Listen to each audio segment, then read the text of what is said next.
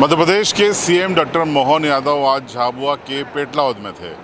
वो आए थे राज्य स्तरीय लाडली बहना राष्ट्रीय अंतरण सम्मेलन में, लेकिन इसी कार्यक्रम में भाषण के बीच उन्होंने कांग्रेस को निशाने पर ले लिया। उनके करीब पौन घंटे के भाषण में उन्होंने दर्जनों बार कांग्रेस का नाम लेकर सीधा हमला बोला। कई बार ऐसा लगा कि ये चुनावी भाषण है और शायद चुनाव चल रहे हैं। तो इस पूरे वीडियो में आप देखिए कि कांग्रेस को किस तरीके से उन्होंने कभी लाडली बहना के बहाने तो कभी उज्ज्वला योजना के बहाने किस तरीके से निशाने पे लिया। आया तो बाहर जो स्कूल में अच्छी बच्चियां टॉप कर रही है अपने स्कूल में, आप हमारे मंच के बैठे हुए कई लोगों को कांग्रेस के शासनकाल में बैठने के लिए टाट पट्टी भी नहीं मिलती थी क्या बताओ आप में से कई लोगों को। कांग्रेस के शासनकाल में बिल्डिंग नहीं रहती थी, टाट पट्टी नहीं रहती थी। पढ़ाने के लिए मार साहब आए तो आए, नहीं तो बरसात ज्यादा आ जाए तो घर रह जाते थे। आज कितने बढ़िया भवन बने, सांदीपनी विद्यालय, जोरदार अभिनंदन, दो सांदीपनी विद्यालय मिल रहे हैं आज आपको। आप बताओ बहनें अपने परिवार के अंदर बच्चे बच्ची की दवाई से लगा करके बड़े से बड़े खर्चे को बहनें एक एक पैसा जान की बाजी लगा करके पैसे का सदुपयोग घर में कोई करती है तो हमारी माताएं बहनें करती है। आपको प्रणाम करता हूं दोनों हाथ जोड़ करके। और ये बेईमान कांग्रेसी कहते हैं कि बहनें दारू पी जाती है, अपमानित करते हैं, बहनों को लज्जित करते हैं, शर्म नहीं आती है। ये इतने बेशरम हो गए कि इनकी मर्जी में आए जो बोले, कोई सुनने वाला नहीं है। पूरा प्रदेश माफ नहीं करेगा, पक्की बात है। बहनों का अपमान कभी बर्दाश्त करने वाले नहीं है इस राज्य के लोग। कांग्रेस ने कभी फूटी कोड़ी नहीं दी, कभी बहनों की चिंता नहीं की। हम जब कर रहे, जब योजना बनी तो कह रहे कहां से लाएंगे, कौन देगा, पैसे तो है ही नहीं, खजाना खाली है।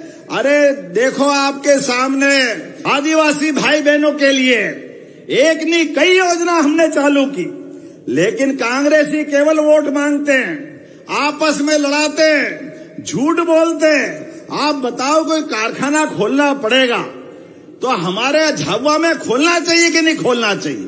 ताली वाली बजा के बताओ, खोलना चाहिए कि नहीं खोलना चाहिए? इन्होंने तो कभी खोला नहीं, झाबुआ धार चिंता ही नहीं करी। अरे हमारी सरकार है, हमारे बाल बच्चे भी जमीन तो वो की वही रहने वाली, परिवार बढ़ रहा है, बच्चे बड़े हो रहे हैं, बच्चों के घर बच्चे हो रहे हैं, तो काम धंधा चाहिए कि नहीं चाहिए? और काम धंधा अपने आसपास में हो जाए, इससे अच्छी क्या बात है? वही तो सुविधा दे रहे। जोरदार अभिनंदन करो आज आपके पास में 17 तारीख का निमंत्रण दे रहा हूं आपको, पूरे मंच को। 17 तारीख के दिन 11 बजे के पहले 10 बजे तक सबको पहुंचना है।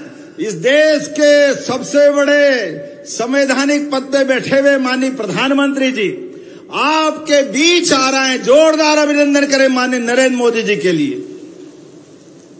और जैसे हमने घोषणा कर दी, कांग्रेसियों के पेट खराब हो गए। अगला चुनाव देखते हुए फिर बीमारी चालू, काय के लिए कारखाना बना रहो, कोई जरूरत नहीं है, जैसे ही है वैसे रहेंगे। अरे तुम्हारे मारे तो हमारे झाबुआ के लोग गया जमाना पुराना याद करो। इस पूरे अंचल में ये जो बिजली भी जल रही है तो ये भाजपा की देन है। जोरदार अभिनंदन करो, तुम्हारे कारण से बहुत नुकसान हुआ, बहुत लोग परेशान हो गए। ये कांग्रेसियों को नींद नहीं आ रही। कांग्रेसी कह रहे हमको जरा चिंता है किसानों की। अरे तुमने तो कभी किया नहीं, तुम तो करने वाले नहीं हो, झूठ ही बोलते हो। अरे भगोरिया जैसे अपने मेला आने वाला है, फागुन का महीना, मैं आपके बीच में आया था और इस बार फिर भगोरिया को राष्ट्रीय उत्सव का दर्जा दिया हमने, राष्ट्रीय उत्सव का। जोरदार अभिनंदन करो भगोरिया के लिए भी।